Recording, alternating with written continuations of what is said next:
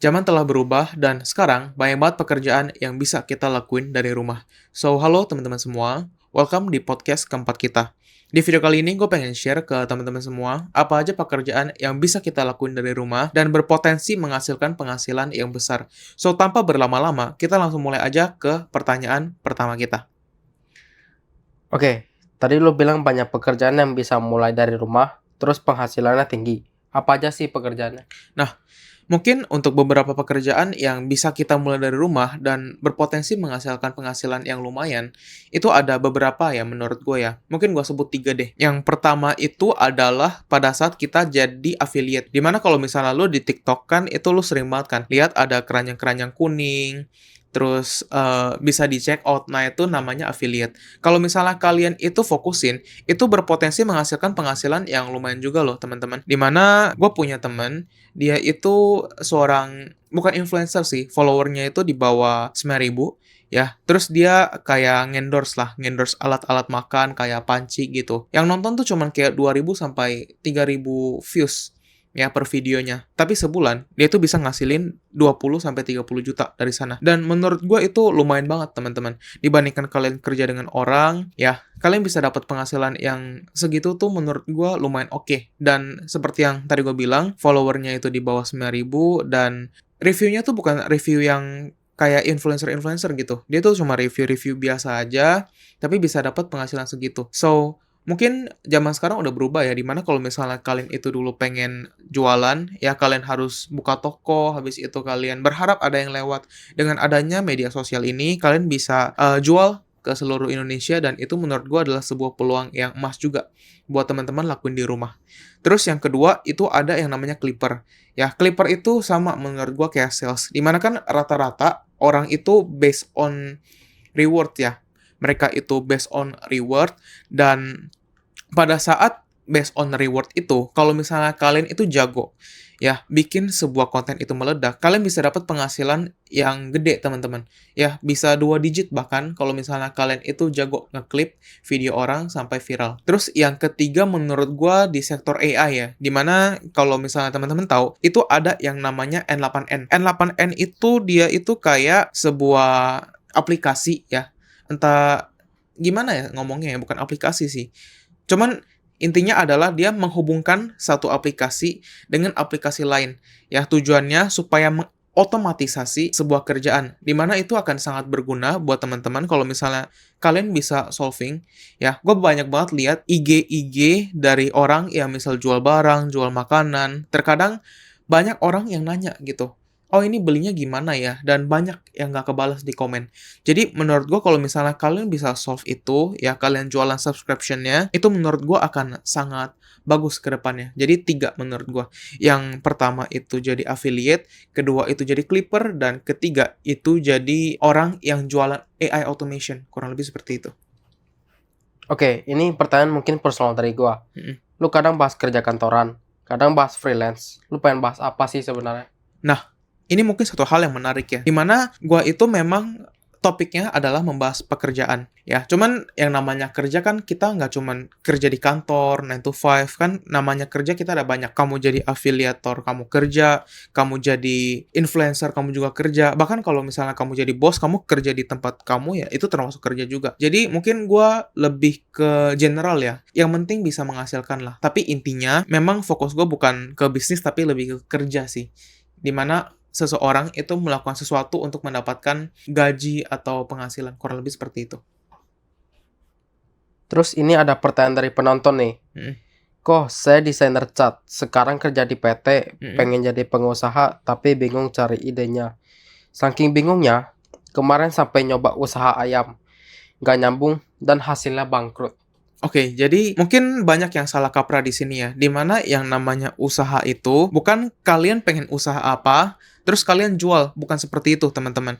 Dimana usaha itu adalah manfaatin apa yang kalian bisa, apa kelebihan yang kalian punya, ya kalian jual ke orang lain. Seperti yang tadi dia bilang apa? Desainer cat ya. Desainer cat itu kan kalian bisa jual jasa. Yang namanya jualan itu nggak cuma jual produk, tapi kita bisa jual jasa. Kenapa dia nggak coba untuk jual jasa desain dia, ya kan? Mungkin ke orang lain dulu, coba nge-reach out ke orang-orang yang butuh desain. Semakin lama kan semakin besar dia kekumpul duit dan akhirnya kan dia akhirnya dengan dia itu ngejual jasa tersebut dia bisa makin berkembang ya kan bisnisnya. Terus mungkin nambah orang buat bantu dia. Ya, makin lama makin berkembang, makin besar makin besar. Nah, itu kan jadi kayak gitu bisnis. Bukan bisnis lu sekarang pengen jualan ayam, lu akhirnya dagang ayam, bukan. Ya, menurut gua bisnis itu adalah kita manfaatin apa yang kita bisa, habis itu kita jual ke orang lain. Kurang lebih seperti itu. Sip, lanjut. Lu ada saran nggak untuk orang yang udah kerja Hmm. terus mau mulai bisnis Hmm. karena lihat jadi pengusaha itu enak punya uang banyak? Oke, jadi menurut gua jadi pengusaha itu susah ya, apalagi untuk awal-awal. Dimana kalau misalnya kalian merintis, mungkin kalian harus mengalami yang namanya banyak tantangan lah. Ya, bikin suatu usaha itu nggak segampang yang kita lihat dan terkadang apa yang diajarin sama orang itu nggak practicable gitu. Dimana orang selalu bilang bisnis itu harus hitam di atas putih. Tapi kenyataannya pada saat lu itu nggak punya apa-apa, ya lu pengen kerja sama-sama orang, kebetulan orangnya itu mungkin nggak paham hukum atau gimana, lu suruh hitam di atas putih, dia belum tentu mau gitu. Dia belum tentu mau, ya ya udah. Kita terpaksa nggak ada kontrak yang jelas, ya baru nanti kita pikirin deh. Yang penting jalan dulu, ya baru kita pikirin ke depannya bisnis itu kalau misalnya ada masalah baru kita selesain gitu. Dan kalau misalnya lu ngomong jadi pengusaha itu enak, duitnya banyak, nggak seperti itu sih. Dimana ketika lu dapat duit kan lu harus sisihin nih. Jadi lu pakai sesedikit-sedikitnya, lu sisihin sebanyak-banyaknya, dimana uang lu ini ya lu jadiin modal lagi buat lu restock barang atau lu upgrade bisnis lu supaya lebih berkembang lagi. Jadi kalau misalnya bilang jadi pengusaha itu enak, uangnya banyak, ya nggak juga sih. Perlu proses lah. Tapi yang jelas adalah ketika kamu jago maintain-nya, jago manage-nya, maka usaha tersebut itu bisa jadi besar. Kurang lebih seperti itu. Oke, sebelumnya kan lu ada bahas tentang kerja yang minim modal. Sekarang gue mau nanya, gimana cara bangun bisnis dengan minim modal? Gimana cara bangun bisnis dengan minim modal? Sebenarnya gini, teman-teman. Pada saat kita di bisnis, yang paling penting itu apa sih? Yang paling penting kan sebenarnya adalah customer base. Di mana kita punya orang yang rela bayar ya sesuatu untuk produk atau jasa yang kita jual. Ya, itu yang paling penting. Jadi, saran gue buat teman-teman yang mungkin sekarang itu pengen mulai bisnis tapi dengan minim modal, saran gue adalah kalian itu cari dulu customer base-nya terlebih dahulu. Dengan apa? Ya kalian jadi affiliate. Let's say kalian pengen jualan mainan. Ya kalian jadi affiliate dulu gitu. Kalian mulai ngonten, habis itu mungkin ngambil barang dari toko-toko yang udah gede. Awal-awal mulainya dari kecil dulu, dari komisi. Begitu follower kalian udah banyak, customer base kalian itu udah ada, baru kalau misalnya menurut kalian itu lebih worth it, kalian ambil sendiri atau kalian impor sendiri dari Cina. Nah, baru kita mulai gitu. Jadi, awal-awal pasti mulai aja dulu. Ya, di bisnis ada namanya low hanging fruit ya, dimana kita itu mulai, pokoknya dari apa yang ada dulu. Dari apa yang ada dan apa yang paling gampang. Ketika kalian itu sudah mulai dan sudah jalan, baru nanti pikir semakin lama semakin berkembang. Ya, kayak gitu sih. Kita ganti ke topik lain. Hmm. Gimana tanggapan lu tentang program magang yang dilakuin pemerintah? Oke, tanggapan gua tentang program magang yang dilakuin sama pemerintah. Sebenarnya bagus sih teman-teman. Mungkin banyak orang yang jadi pro kontra ya, di mana ada orang yang ngomong jelek, ada orang yang ngomong bagus. Tapi menurut gua ini adalah sebuah program yang sangat bagus. Dia tuh kan magang di tempat lain ya, dan gajinya atau uang magangnya itu kan dibayarin sama pemerintah. Nah ini kan jadi bikin suatu hal di mana para pengusaha itu yang awalnya pengen nambah orang tapi karena keterbatasan budget atau karena takut bereksperimen, karena kan kita nge-hire orang itu kita perlu yang namanya tes ya. Kita perlu tes, kita perlu eksperimen kira-kira orang ini bagus atau enggak. Ya kalau bagus ya kita hire, kalau misalnya jelek ya bye-bye gitu kan. Dengan adanya magang pemerintah seperti ini, para pengusaha kemungkinan besar kan jadi dapat karyawan gratis istilahnya. Jadi dapat pekerja gratis, dan ketika pekerja gratis ini bisa perform, ya maka pekerja yang awalnya gratis tersebut tinggal diambil oleh karyawan, habis itu dibayar gajinya. Kurang lebih seperti itu. Ya ibarat kata eksperimen, ya eksperimen orang dibayarin pemerintah gratis, ya why not gitu bagi pengusaha. Jadi dia nothing tulus, dan menurut gue ini adalah sebuah langkah yang sangat oke sih dari pemerintah. Kurang lebih seperti itu. Mantap. Lanjut. Nah, gimana tanggapan lu tentang Undang-Undang Cipta yang baru? tanggapan gue tentang Undang-Undang Cipta Kerja yang baru. Nah, ini sebenarnya gue agak susah untuk komen ya. Tapi mungkin gue kasih satu analogi seperti ini. Dimana kalau misalnya kalian itu jualan di e-commerce kayak Shopee atau Tokopedia tahun lalu, itu biaya adminnya masih 7%-an, teman-teman. Sedangkan tahun ini, itu biayanya udah 15,5% ya, ditambah dengan biaya transaksi. Dimana ketika kalian itu beli barang, ya mau itu 10.000, 100.000, kita kena, teman-teman, ya 1.250. Jadi kalau misalnya nominal barangnya kecil, itu bisa kayak biaya adminnya jadi 20%-an. Itu biaya admin loh ya. Biaya admin itu beda lagi sama pajak. Jadi setelah kita udah kena biaya admin, kita kena pajak lagi. Menurut gue itu adalah hal yang kita gimana mau komplain, gitu kan. Sangat susah untuk kita komplain, sangat susah untuk kita itu mengeluh gitu. Ya, ketika kita mengeluh, ya nggak ada hasilnya. Jadi saran gue buat teman-teman, ya mungkin kita harus adaptasi sih. Kita harus adaptasi dan jangan cuma lihat dari buruknya sih menurut gua. Selalu kan ada dua sisi. Dimana kalau misalnya kita ngomong buruknya biaya admin gede, ya pendapatan kita semakin berkurang gitu kan. Tapi positifnya adalah mungkin yang bisa gua lihat kan ketika kita itu masih bisa cuan, harga kita masih bisa lebih murah di antara yang lain yang mungkin dapat HPP lebih tinggi, kita kan jadi bisa lebih dipilih sama orang. Terus kalau misalnya instan, nah ini mungkin gue belum cerita ya, dimana kalau instan itu, kita proses, let's say kalian itu pesan pakai Gojek, sampainya itu kan cepet. Dulu itu kita boleh proses besok gitu. Jadi pesanan yang kalian datang itu, yang kalian beli itu hari ini, kita boleh proses maksimal besok. Sekarang tinggal 2 jam, ya kan? Tentu itu sangat memberatkan lah. Menurut gue itu sangat memberatkan, karena kita harus cepet-cepet, ya. Cuman positifnya kan yang gue lihat adalah dengan seperti ini, ya maka semakin sedikit toko yang buka instan kan. Dan semakin sedikit toko yang buka instan, ya maka orang-orang yang butuhnya urgen itu pasti ke kita. Orang-orang yang bisa nyediain jasa tersebut. Jadi menurut gua ya harus adaptasi sih, harus adaptasi dan jangan cuma lihat dari negatifnya tapi dari positifnya. Kurang lebih kayak gitu. Mitos atau fakta, bisnis itu nggak butuh modal? Oke, menurut gua ini mitos ya, dimana kayak sekarang deh, ya.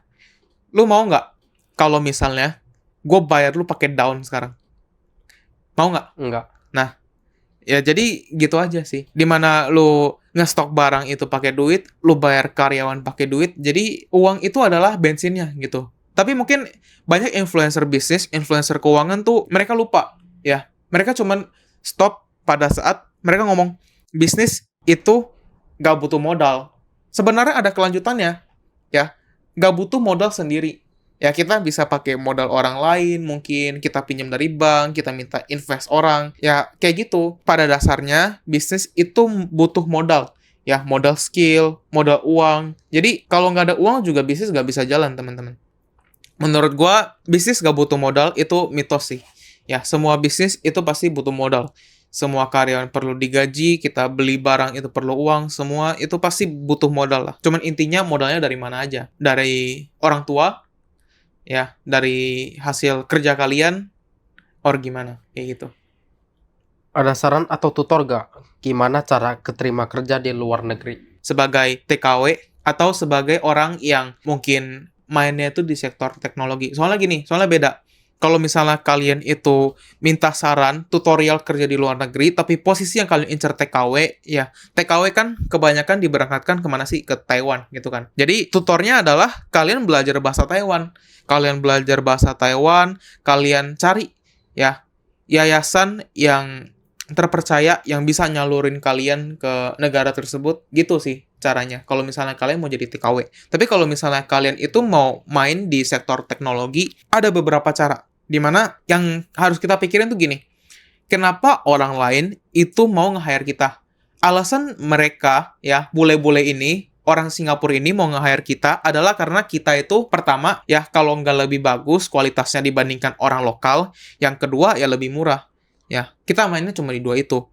Jadi, ketika kalian udah tahu dua itu, ya kalian, tutorialnya adalah kalian coba reach out ke mereka. Habis itu kalian entah tawarin jasa yang lebih bagus atau jasa yang lebih murah. Kurang lebih seperti itu sih. Jadi, beda sektor yang mau diincar, tentu beda strategi, dan kita harus lihat dari POV-nya mereka. Kenapa mereka butuh kita? Ya, entah itu lebih murah, atau lebih jago, atau gimana. Yang pasti dua itu sih. Ya, lebih murah sama Kalau nggak lebih jago, cuman yang lebih jago jarang lah. Kebanyakan ya pasti lebih murah. Bahas NCA lagi bang. Kalau dilanggar, apa bisa diseret masuk ke pengadilan? Oke, NCA ketika kalian sebagai karyawan ngelanggar, apakah bisa itu dimasukkan ke penjara gitu ya? Ya. Ke pengadilan. Jadi gini teman-teman, buat teman-teman yang nggak tahu, gue itu ada buat satu video ya sebelum ini, gue udah bikin di mana bobroknya para oknum-oknum perusahaan yang pakai NCA ini buat neken karyawan. Di mana mereka itu disuruh tanda tangan kontrak, mereka nggak boleh kerja di tempat lain di bidang yang sama ya dengan apa posisi mereka saat ini. Dan menurut gue itu kayak ibarat macan ompong ya teman-teman ya. Dimana kan tentu ketika semua mata tertuju pada hal tersebut, ya kan, beritanya viral, ya tentu para hakim pasti akan memutuskan ulang. Kira-kira ini bisa dipakai nggak nih? Ya, jadi menurut gua itu kalau misalnya perusahaannya kecil, ya mungkin ibarat kayak itu aja sih. Kayak cuman sebagai yang bikin kalian takut aja, ya. Tapi kalau misalnya di perusahaan gede, mungkin kalian harus hati-hati. Karena perusahaan gede itu biasa kan secara hukum mereka lebih tertata. Ya, awalnya NCA, mereka bisa bilang, ini itu bukan NCA, ini NDA, ini rahasia dagang. Jadi, ya pasti mereka akan mencari-cari kesalahan kalian. Ya, apa yang bisa diserang, ya diserang. Itulah hukum, gitu kan. Jadi, menurut gua tetap kalian itu harus hati-hati dengan perusahaan yang NCA, ya terutama di perusahaan gede dan posisi yang kalian sedang duduki sekarang, itu posisi yang tinggi gitu. Ya, kalau misalnya kalian di posisi kecil-kecil, ya tentu pengadilan mahal lah. Nggak worth it gitu kan. Tapi akan jadi worth it kalau misalnya dia itu bikin kalian sebagai contoh. Kayak misal, kalau kalian ya, para karyawan lain, yang berani keluar dari sini, habis itu berani masuk ke perusahaan lain, gue akan penjarain lu persis seperti dia. Nah, itu bisa jadi bahaya juga. Ya, jadi kalian harus pikirin lah. Ya, kalau misalnya dilanggar, perusahaan kecil, habis itu posisi kalian nggak terlalu penting, ya aman. Tapi kalau misalnya perusahaan gede, posisi kalian lumayan tinggi, atau kalian jadi contoh, di mana pada saat kalian ngelanggar, kalian dimasukin penjara, supaya karyawan-karyawan lain takut, nah itu juga harus menjadi sebuah concern. Kayak gitu sih. Lanjut. Kenapa lu nggak coba bahas bisnis saja? Oke, kenapa nggak coba bahas bisnis? Karena pertama, gue lebih suka bikin orang itu dari 0 ke 100 ketimbang bikin orang dari 100 ke 1000. Ya, karena beda hasilnya. Kalau misalnya dari 0 ke 100 kan it's a life changing. Ya, dimana hidup mereka berubah. Terus kalau misalnya dari 100 ke 1000 kan ya dimana dia udah 100 gitu. Ke 1000 ya hidupnya mungkin berubah, tapi gak se-ekstrim dari 0 ke 100 kan. Jadi itu salah satu alasan kenapa gue mulainya dari kerja. Dan kedua, yang bahas bisnis kan udah banyak ya, yang gue lihat-lihat. Dan bahas kerja mungkin yang viral masih sedikit lah. Kebanyakan orang-orang yang mungkin naik, take off, ya kebanyakan rata-rata itu dari industri finance dan bisnis gitu. Yang dari kerja itu masih sangat sedikit. Jadi gue melihat ini adalah industri yang masih blue ocean. Jadi ini menurut gue adalah salah satu industri yang menarik sih, dimana bisa ngebantu orang, ya life changing, habis itu industrinya masih banyak yang nggak main, nah itu menurut gue interesting. Lanjut. Oke, sekarang kan lagi viral cari kerja pakai AI. Menurut lu cari kerja pakai AI scam nggak? Cari kerja pakai AI scam nggak? Pertama, ya gue nggak tahu itu skemanya gimana, apakah let's say kalian taruh CV kalian habis itu disebar ke loker lain, scam atau enggak. Menurut gue masih belum bisa jawab karena gue sendiri itu belum pernah coba. Tapi kalau misalnya lu kata scam atau enggak, menurut gue ya tentu untuk saat ini pakai AI dibandingkan kalian cari sendiri kan pasti masih lebih akurat kalau kalian cari sendiri. Jadi kalian jangan cuma berharap sama AI doang yang cariin kerja buat kalian, karena masih baru lah. Bisa dibilang industrinya itu masih baru.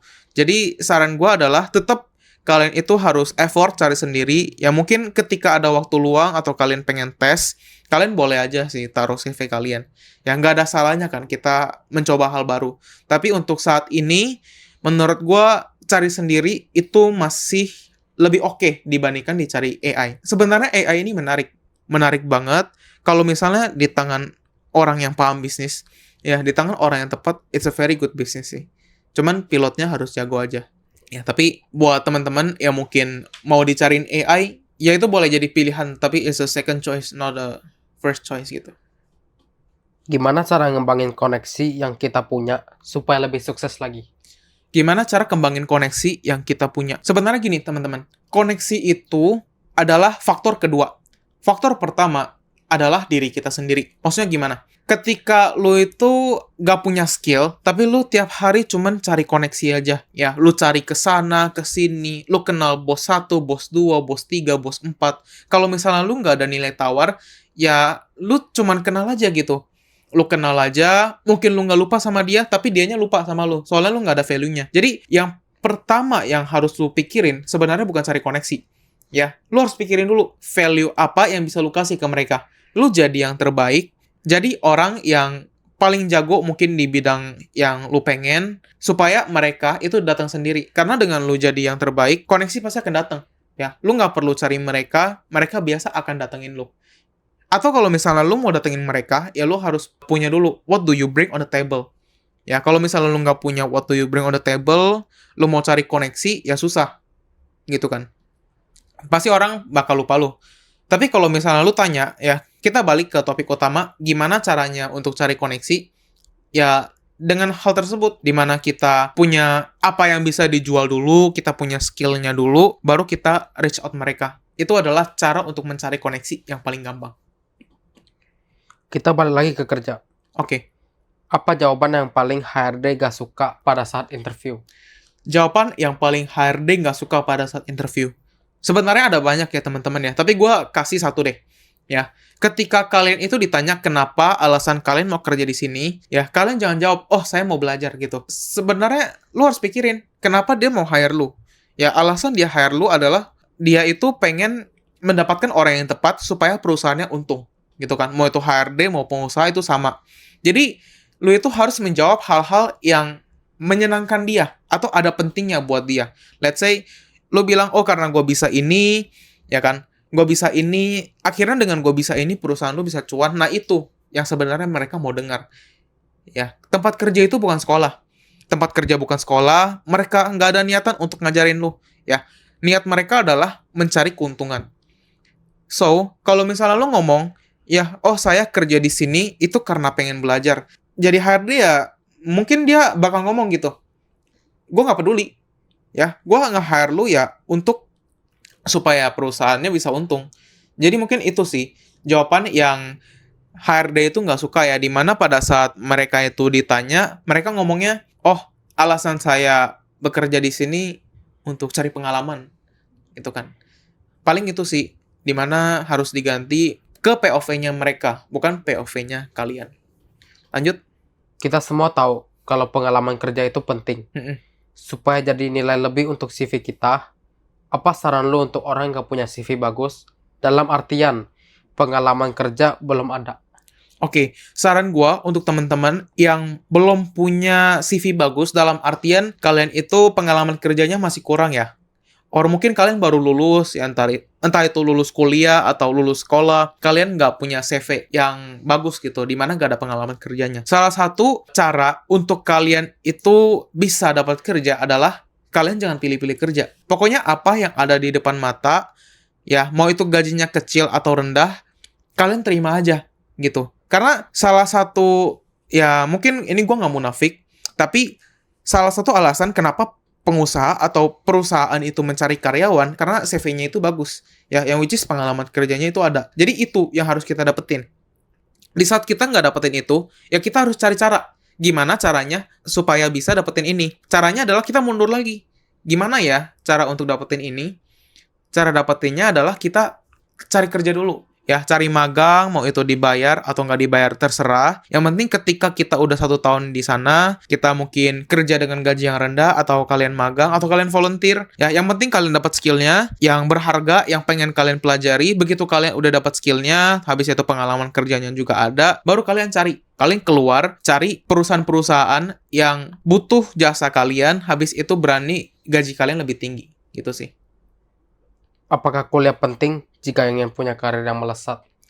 Apakah kuliah penting jika ingin punya karir yang melesat? Ya, penting sih. Kalau misalnya memang tujuan kalian adalah berkarir, ya kan, bekerja, kalian pengen naik ke tangga korporat, ya menurut gua kuliah adalah salah satu hal yang penting gitu. Karena mayoritas kan lowongan yang ada pasti carinya orang-orang yang minimal S1 kan. Jadi menurut gua kuliah akan sangat mempermudah kalian dalam mencari kerja, bukan jaminan, tapi itu adalah salah satu hal yang akan mempermudah lah, akan semakin membuat kalian gampang dalam mencari kerja. Jadi menurut gua kalau memang mau masuk ke tangga korporat, kuliah itu adalah salah satu hal yang penting. Oke, mungkin kita udah sering dengar ciri-ciri orang sukses. Mm-mm. Ada gak ciri-ciri orang yang akan gagal? Ciri-ciri orang yang akan gagal. Yang pertama, ya, nggak ada inovasi lagi. Dimana dia itu udah stuck, ya, dia nggak pengen kembang lagi. Itu adalah ciri-ciri pertama orang yang gagal. Terus yang kedua, mungkin malas belajar. Karena ketika yang namanya hidup kan kita terus belajar. Ketika dia udah nggak belajar lagi, udah nggak punya niatan mau belajar lagi, maka kan ilmunya akan di situ-situ aja. Jadi kemungkinan untuk kembang itu akan jauh lebih susah. Itulah ciri-ciri orang yang mungkin akan gagal ya. Potensi gagalnya tinggi, di mana dia itu udah malas belajar, habis itu malas berinovasi. Terus yang ketiga deh, gua tambahin lagi, nggak punya target.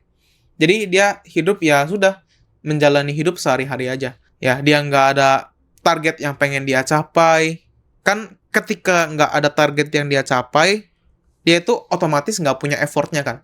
Dia nggak punya effortnya, nggak mikir gimana caranya, terus dia nggak pengen belajar juga. Jadi ketika hal tersebut terjadi ya, kemungkinan orang tersebut gagal tinggi, gitu. Terus, semua orang bisa jadi kaya gak? Apakah semua orang bisa jadi kaya? Ya, nggak bisa gitu. Soalnya gini, kemarin aja pada saat gue bilang, ya gue bikin dapat 100 juta dalam 6 bulan, itu gampang.